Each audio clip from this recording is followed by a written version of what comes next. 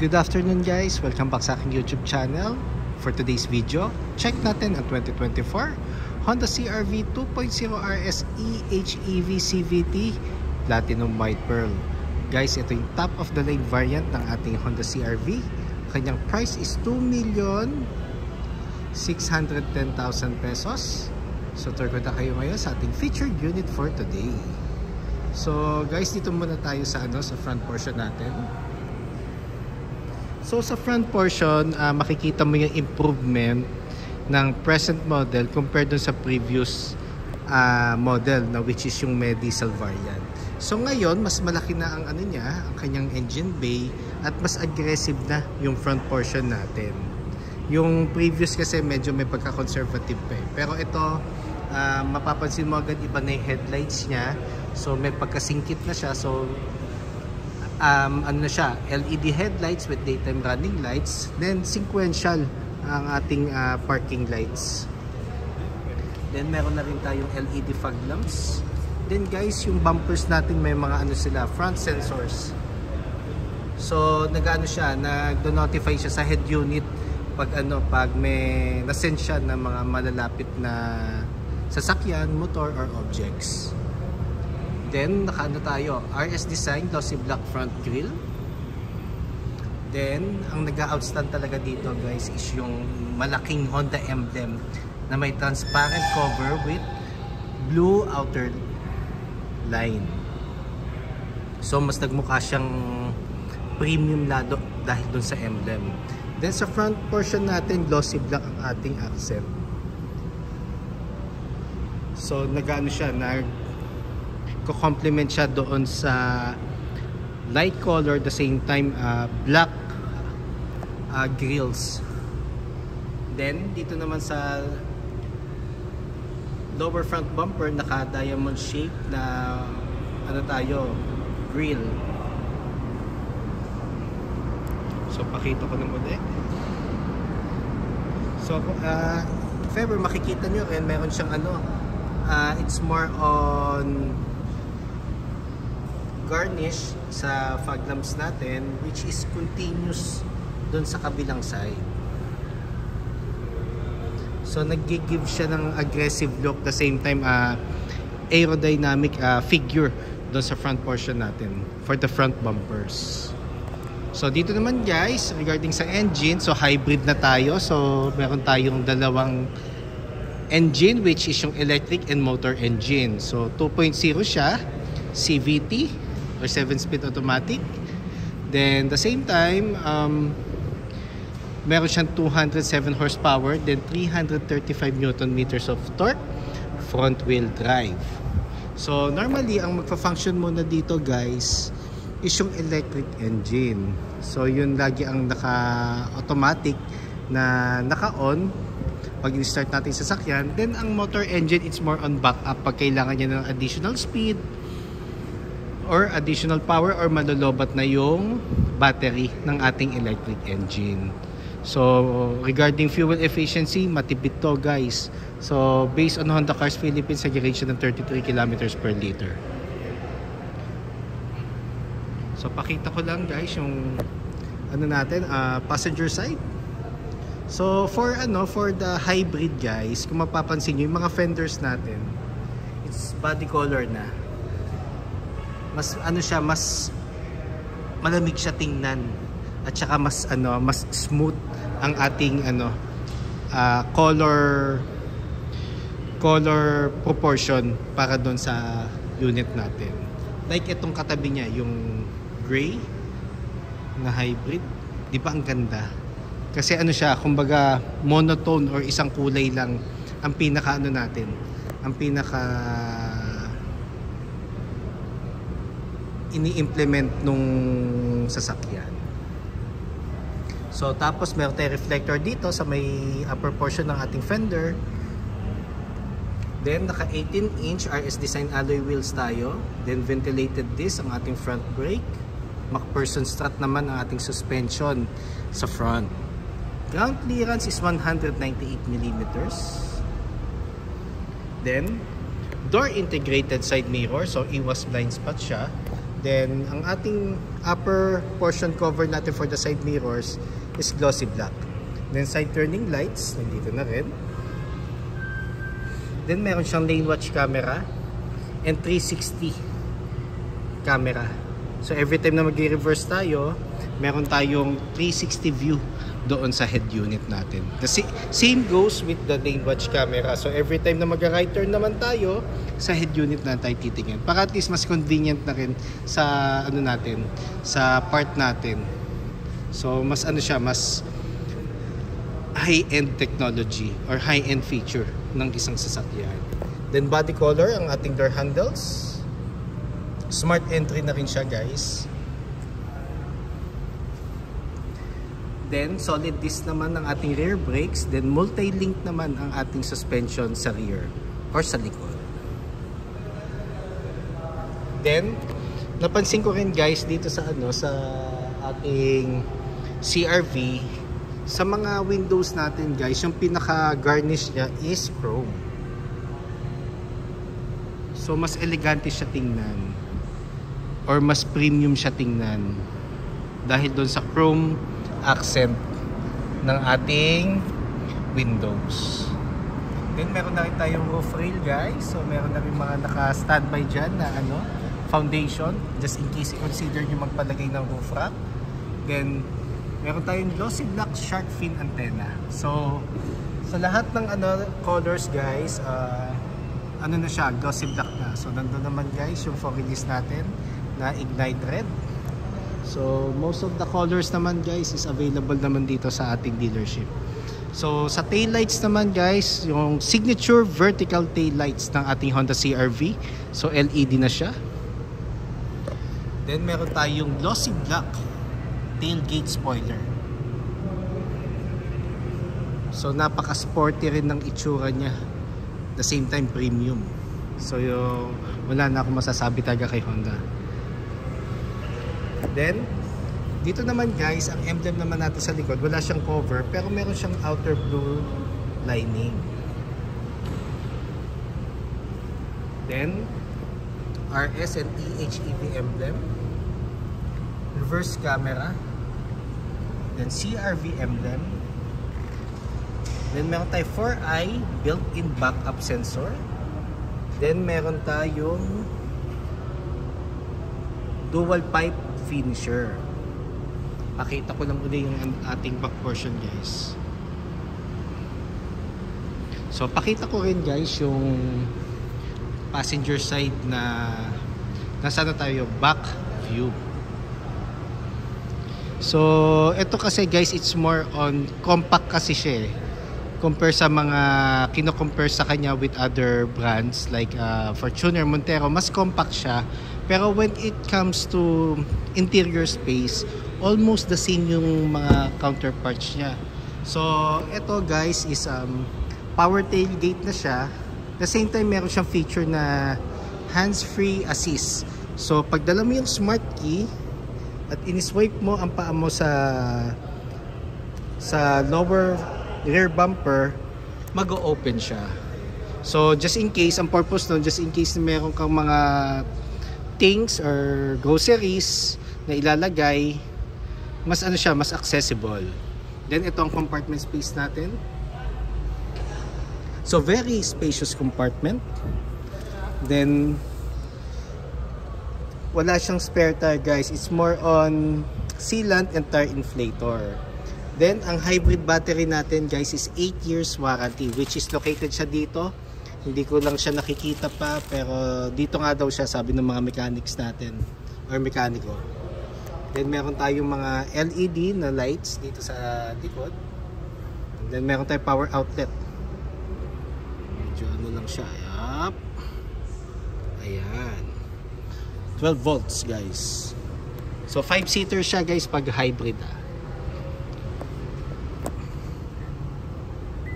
So, i-swipe ko yung paa ko sa likod, ay sa baba.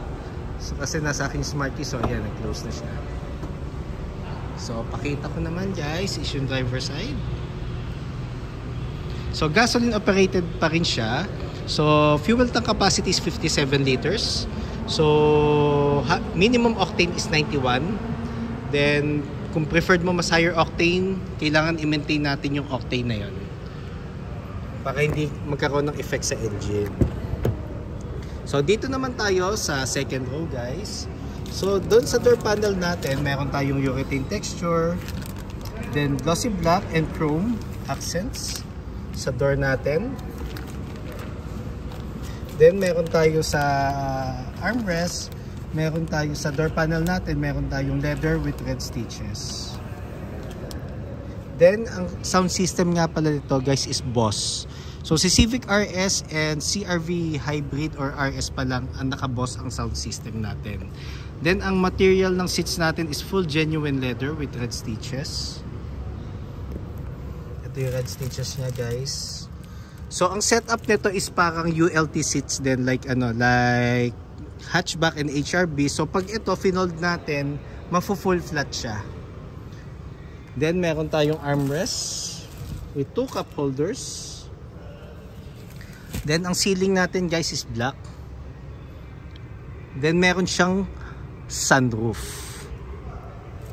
Then, sa middle section natin, guys, is aircon vent with 2 charging ports na Type-C. Then, ang ating dome light is LED na touch na. So, probably, baka in a few years, baka lahat ng ilaw natin sa sasakyan is LED na. So, nandun na tayo sa innovation na paunti-unti nagkakaroon na ng changes. Then, regarding naman sa ating legroom, very spacious yan, guys.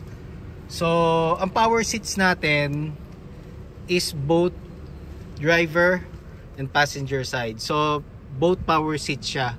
Pero ang difference ng ating driver seat is meron siyang lumbar support. So, papakita ko mamaya yung buttons.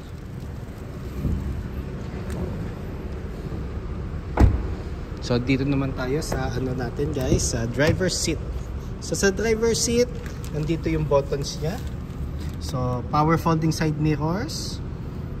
Side mirror, kung anong side ang gusto mong adjust. Then, dito yung kanyang adjustment or kanyang knob. Central door lock, window switches. Then, meron tayong memory seats. Kasi ang smart key nito is merong naka-indicate na number 1 or number 2. So, kung ano yung madadala mong smart key, yun ang i-adjust ng ating driver seat. Kung anong setup ng position ng seat ang iyong sinet up. Then, ito yung power seats natin and ito yung lumbar support.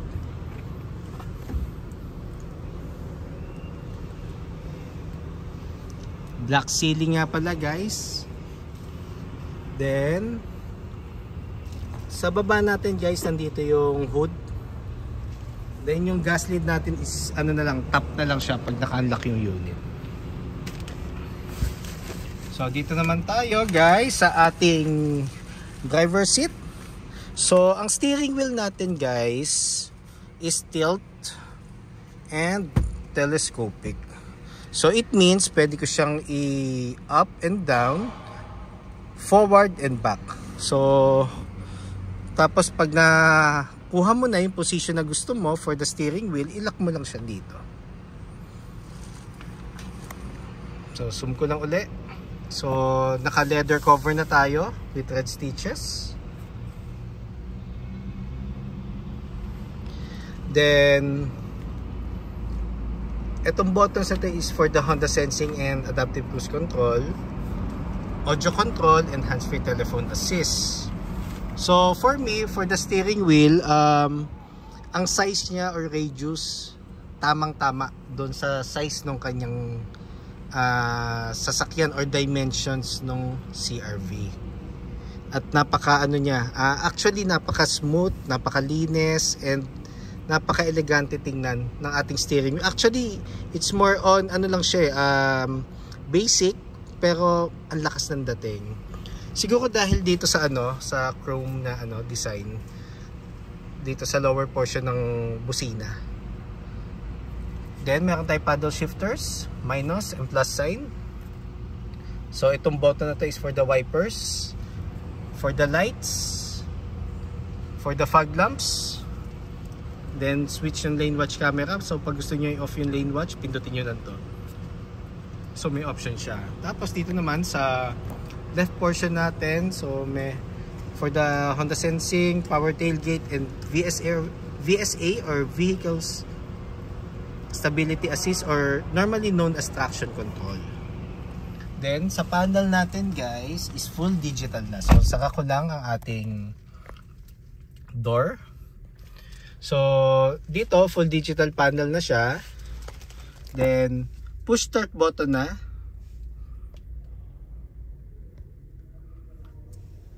Push start button na siya guys. Then naka-mount ang ating audio unit. So touchscreen audio unit with Apple CarPlay and Android Auto ready. Wireless na siya guys. Then yung Bose sound system natin.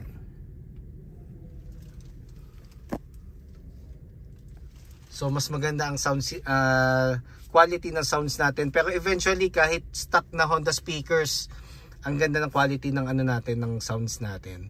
Kasi syempre Honda yan eh. So pag sinabi mong Honda, it's more on premium features, premium designs, and syempre premium engine. So it gives you power and fuel efficiency.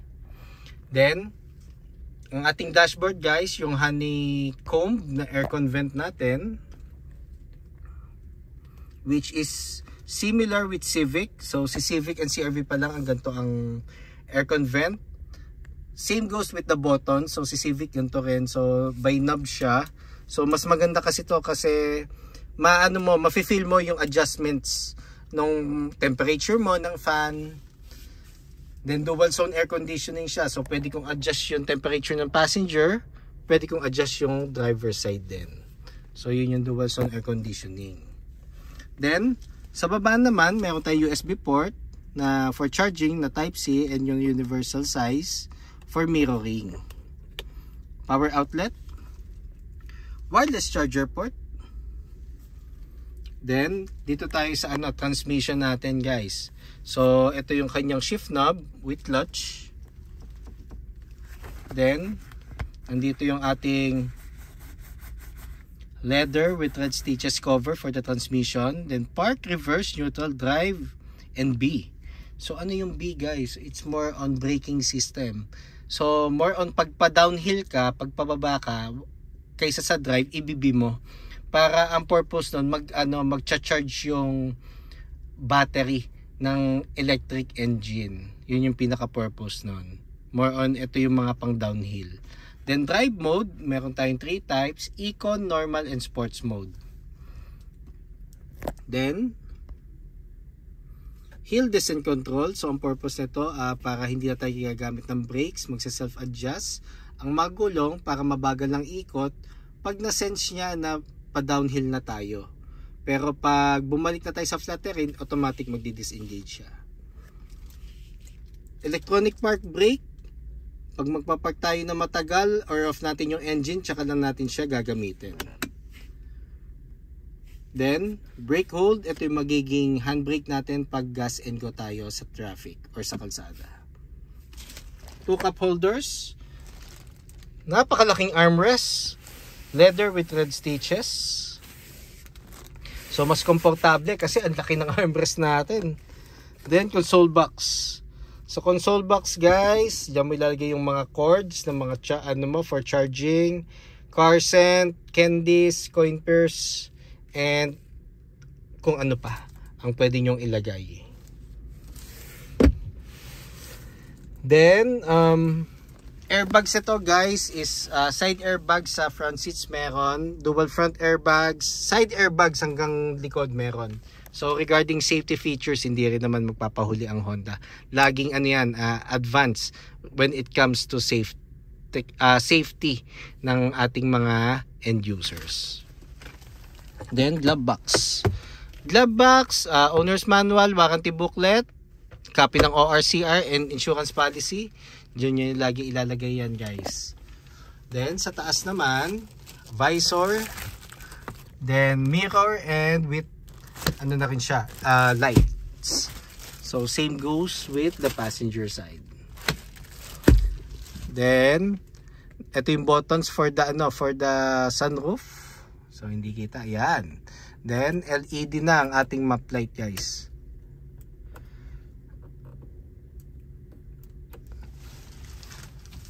Then equipped na nga akin pala to ng Honda Sensing guys. So additional safety features to ng Honda para at least i-assist ka or it promotes the right driving behavior. The same time, ano na rin siya, for si CR-V pa lang ang merong Honda Connect. So it's more on application sa cellphone na pwede mo siyang i-start or due for PMS para maging updated ka. So meron ka ng access sa cellphone. So si CR-V pa lang yon. Then hopefully within a few years most of our units ganun na. So nandun na nga tayo sa sa transition na mas nagiging high-end na yung features nung ating mga sasakyan. So guys, yun lang. Just in case you have any concerns regarding cash discounts for bank purchase order, bank display for our bank partners, low down payments, parts or service appointment or test drive, feel free to call or text 0906-386-8937 or visit me at 598 EDSA East Grace Park, Caloocan City, and look for me syempre guys, Ross Oliver Cruz, ang inyong friendly sales manager here at Honda Cars Balintawak. Looking forward to meet you here guys and render my services to you. So kindly subscribe na nga rin pala sa aking YouTube channel and pa-follow na rin sa aking Facebook page, Honda Cars Balintawak Best Deals, Ross Oliver Cruz, or follow nyo ako sa aking personal FB, Ross Oliver Cruz. So yun lang guys, looking forward. Thank you and God bless.